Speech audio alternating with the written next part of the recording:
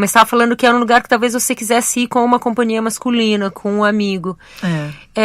Isso porque você é uma pessoa que, enfim, morou no México sozinha, fez uma volta ao mundo sozinha. Em que momento você acha que é importante ter uma companhia masculina? Pra gente como mulher, assim, enquanto segurança mesmo?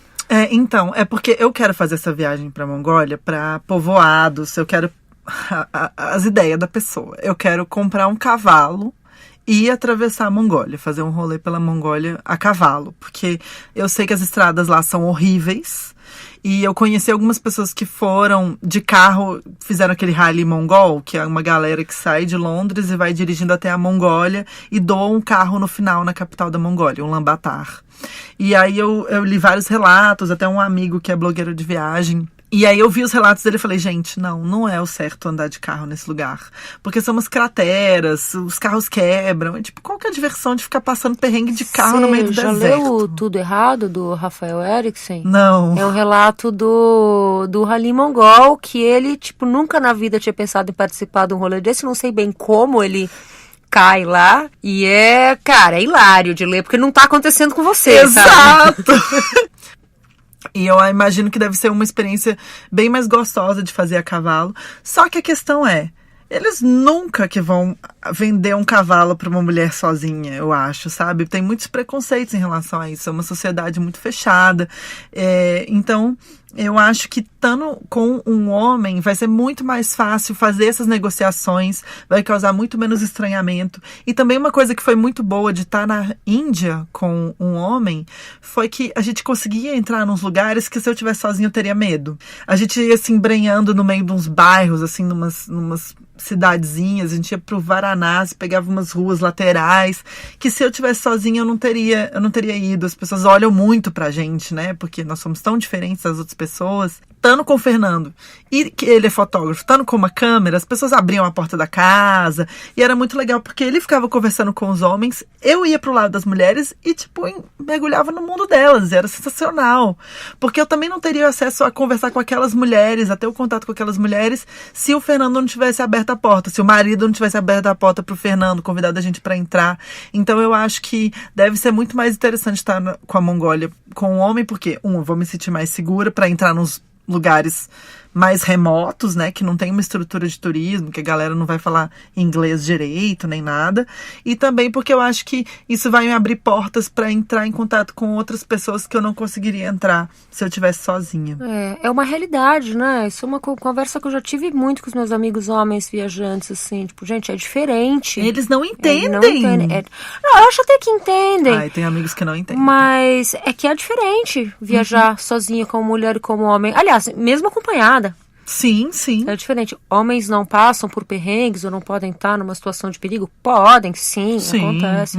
Mas uma mulher sozinha é vista como uma oportunidade a ser aproveitada. E isso vale para qualquer lugar do mundo. Sim, e assim, eu acho que, poxa, a gente vive no Brasil, né? Que é um dos países mais inseguros para mulheres do mundo. Então eu acho que nós, brasileiras, sabemos nos comportar e nos proteger muito melhor do que gringas, sei lá, dos Estados Unidos, da Europa, que vivem no mundo, especialmente a Europa, um mundo bem mais protegido de certas violências que elas não têm lá, ou que elas não vivem cotidianamente lá e que a gente tem que enfrentar aqui. Violências não só de gênero, mas violências em geral, né? A gente vive num país muito violento. Quando as pessoas me perguntam, como que é a segurança no país? Eu falo, gente, a gente mora no Brasil.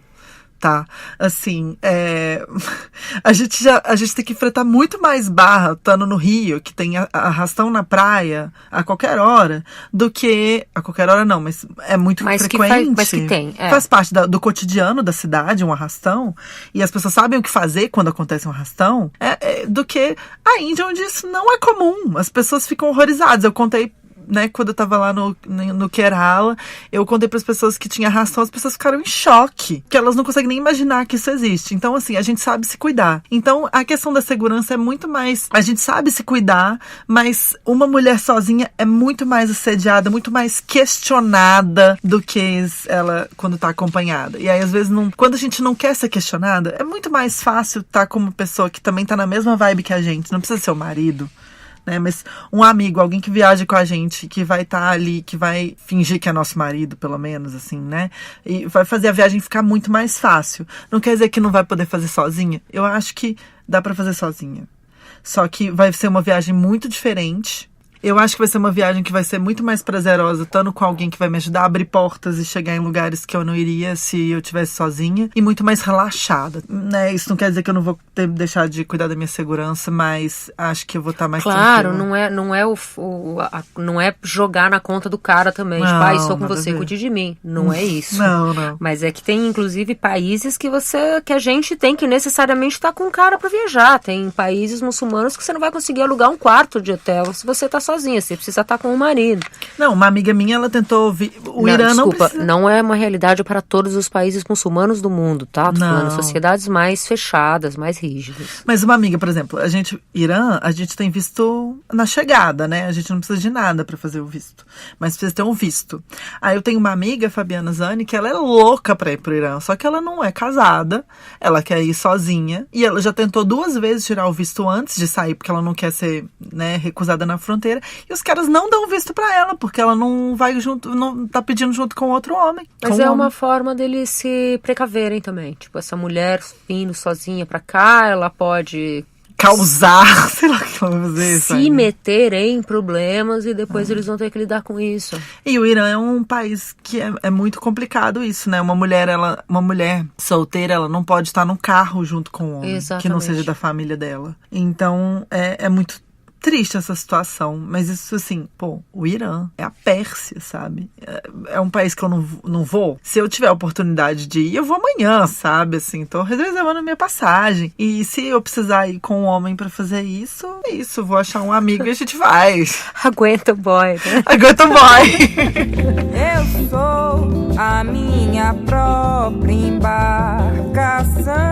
Tem essa segurança, né, de estar com uma outra pessoa. Às vezes é bastante útil. Agora, tá sozinha também pode render oportunidades muito legais, né? Como quando você foi pro México, que você decidiu ficar lá um tempo. Pois é, quando eu fui pro México, tava muito interessada em... Na verdade, assim, quando eu fui pro México, eu pensei, vou largar aqui as coisas no Brasil, não tá dando certo, eu tenho um monte de freelas, vou continuar fazendo esses freelas remotamente, não faz né, de onde eu tô quando eu escrevo esses textos, e vou fazer uma viagem do México até o Brasil por terra. Tinha uma grana guardada e resolvi investir nisso. Só que eu cheguei no México, e você já foi pro México, né? É incrível! É um país incrível, apenas. A comida é maravilhosa, as pessoas são muito simpáticas, parece muito com o Brasil, nos problemas e nas qualidades, mas ao mesmo tempo é uma cidade... A cidade do México é uma cidade muito cultural, é um país que é muito ligado na cultura, a cultura indígena é muito mais presente, né? Então eu fiquei fascinada e eu não consegui ir embora. Aí eu arrumei um emprego num hostel e fiquei na cidade do México durante 4 meses e fiquei no México durante 6, e eu tinha comprado a passagem de volta, porque era mais barato comprar ida e volta do que só ida. E aí eu acabei voltando pro Brasil, já que eu já tinha passagem de volta. Agora, a cidade do México, que é uma puta cidade, é uma das grandes cidades do mundo, é muito foda, você precisa disso aí pra conhecer. 4, 5 meses, você não conhece a cidade do México em uma semaninha. Cara, e eu tenho uma lista de coisas que eu não fiz. Imagino. É a única cidade das Américas que é maior que São Paulo. Em área, população, poluição e quantidade de carros. Mas não parece, porque o centro da cidade do México, que é mais ou menos onde, né, o centro expandido de São Paulo, né, a mesma coisa do centro do México, era um lago que foi drenado pelos espanhóis. Então é tudo plano, muito arborizado, não pode ter prédios altos porque é um terreno movediço, porque era era um lago, então, e tem terremotos, é uma área sísmica, então só tem prédios de 3 andares, árvores, arborizado, ciclovias, é uma bolha, sabe, assim, maravilhosa. E daí tem a grande cidade do México em volta, que é complicadaça de circular, que nem São Paulo. Não, demora 2 horas pra sair da cidade, da rodoviária, que já é nos extremos, mais ou menos, né, assim, em alguns limites da cidade antigamente, e demora 2 horas pra você sair. Eles dizem que é 1 hora da cidade do México até Puebla, mas pra sair da cidade do México são 2 horas, então na verdade são 3 horas até Puebla. Mas isso é super verdade em São Paulo também, Sim. né? Quanto tempo pra Santos? 1 horinha. Bom, peraí, quanto tempo você sai de São Paulo? Às vezes você leva 2 horas. Depende do dia. Insano. Então, mas a gente, como turista ou, sei lá, como alguém que pode escolher onde estar, né? Porque, querendo ou não, é muito mais caro estar nesse centrinho expandido da Cidade do México do que estar na periferia. Mas eu, como mulher branca brasileira que tô chegando lá, eu pude escolher, arrumei um hostel que ficava num bairro legal e eu fazia tudo de transporte público, andava pra caramba e fui conhecendo a cidade, foi incrível. Transporte e eu não público, desculpa te interromper, mas transporte público da Cidade do México é legal? É ótimo. Puta, eu só fui pro México de press trip e não vi aquela coisa press trip, não vi quase nada. Quer dizer, eu fiquei um tempo em Oaxaca, mas pra Cidade do México eu fui nesse esquema e fiquei com essa sensação de que, cara, eu preciso voltar e passar um semestre aqui. Sim, é muito um semestre. Vamos junto, amiga. Vamos. Mas você vai sozinha? Não, eu vou com a minha amiga. A gente viaja sozinha junta. Mas ó, diz uma Mas o que a gente tava falando que perdão. era sobre por que foi importante pra mim estar fazendo essa viagem sozinha pra poder mudar esses planos. Se eu tivesse com outra pessoa, como que eu ia saber que a outra pessoa com quem eu tava viajando também ia querer ficar? Em hora nenhuma eu criei houve uma ruptura em que eu mudei de planos. Eu fui adaptando os meus planos, fui fazendo isso aos poucos, fui sentindo o que estava acontecendo, fui ficando. Não teve um momento de virada em que eu tive que negociar com alguém alguma coisa e uma pessoa perdeu, a outra pessoa ganhou. Não, eu estava sozinha. Eu tomei essa decisão sozinha, não tive que dar satisfação pra ninguém, que é muito diferente de estar viajando com outra pessoa, né? É a liberdade de viajar sozinha. Pra mim é a coisa mais importante. Quando perguntam, eu sei que você gosta de viajar sozinha, porque eu posso decidir fazer o que eu quiser, a hora que eu quiser. Eu não tenho isso na minha vida em São Paulo. Por 1000 coisas, porque eu tenho filho. Não que ter filho seja ruim, é incrível, mas, sei lá, sempre você vai fazer coisas, você vai fazer junto com um amigo, e tem família, e tem os compromissos profissionais, enfim. No momento que tá de férias, eu quero poder só fazer o que eu tô a fim de fazer. É. Mesmo que isso signifique ficar 6 meses no México, eu chego lá. E tipo, sei lá, tomar café da manhã 11 da manhã e dormir tomar 11 da manhã. Tomar 2 café da manhã. Tomar 2 café da manhã, 3 Aliás, café da manhã. Café da manhã no México é bom a beça. Nossa, cara. Eu ia falar bem isso mesmo. Eu precisava achar um desses em São Paulo. Nossa. A gente já tentou, inclusive, encontrar bons restaurantes mexicanos aqui em São Paulo, a gente não achou. Tem o La Saprosa, taqueria, que é honesto, é muito delícia, bem gostoso. Delícia, mas não tem café da manhã. Exatamente. Eu quero chilaquiles, eu quero molhetes.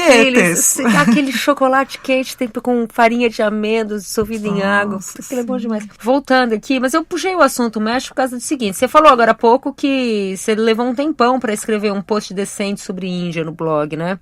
Mas tem um monte de posts do México no seu blog. Por quê? Tem, porque eu estava num lugar só, né? Eu estava morando na Cidade do México e estava ali produzindo conteúdo. Eu estava trabalhando na recepção do hostel. Então, muitas vezes eu estava trabalhando, mas ali abria uma aba, começava a escrever um post. Eu estava muito engajada em conhecer lugares diferentes e botar na internet também dicas de lugares que não eram comuns. E também porque foi uma época que, como eu estava trabalhando como freela, eu tinha mais tempo para fazer isso. Quando eu estava fazendo a volta ao mundo, eu não tinha tempo de processar uma viagem. Eu já estava indo para outra. Depois que eu saí da Índia, eu fui para Jordânia. E foi uma outra coisa, foi uma piração. E depois eu fui para Turquia. Eu não dormi na Turquia, porque é impossível. A Turquia é tipo o Brasil, só que muçulmano, assim. É demais a Turquia. E eu fiz muitos amigos. Então, assim, não teve um tempo de processar. Numa volta ao mundo, pelo menos do jeito que eu fiz, que foram 20 países em 9 meses, era uma coisa atrás da outra, atrás da outra, atrás da outra, atrás da outra. Tanto que chegou uma hora, quando eu cheguei na Europa, eu quase não fui em museu nenhum na Europa, porque eu já estava exausta. Eu não queria. Eu queria ficar no parque, eu queria comer alguma coisa, encontrar meus amigos. Eu estava já exausta do turismo. O que fazer, sabe? Ir atrás das coisas. Por isso que eu acho que eu nunca faria uma volta ao mundo do mesmo jeito que eu fiz. Aquilo tá feito.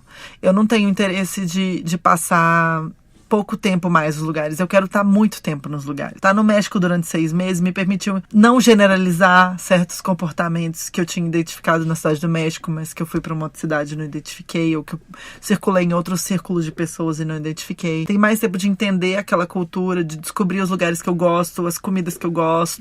Aquela cultura que aqui, como o nosso Brasil, são várias culturas, Sim. né? Porque também é um território onde moravam populações, civilizações diferentes que acabaram dentro do guarda-chuva. Tá, aqui agora é México. E ao mesmo tempo, todo lugar é assim, né? Todo lugar é muito mais complexo do que uma viagem de 15 dias faz parecer ser. Os sotaques. É claro que eu não vou saber tailandês para saber o sotaque do norte, do sul e do centro. Mas são diferentes, as pessoas são diferentes. E quanto mais tempo a gente consegue passar num lugar, mais a gente consegue descobrir essas nuances e amar mais aquele lugar também. Porque a gente vai criando afetividades, rotinas. Eu sou mineira, né? Eu gosto de uma rotina às vezes. Voltar naquele restaurante bom.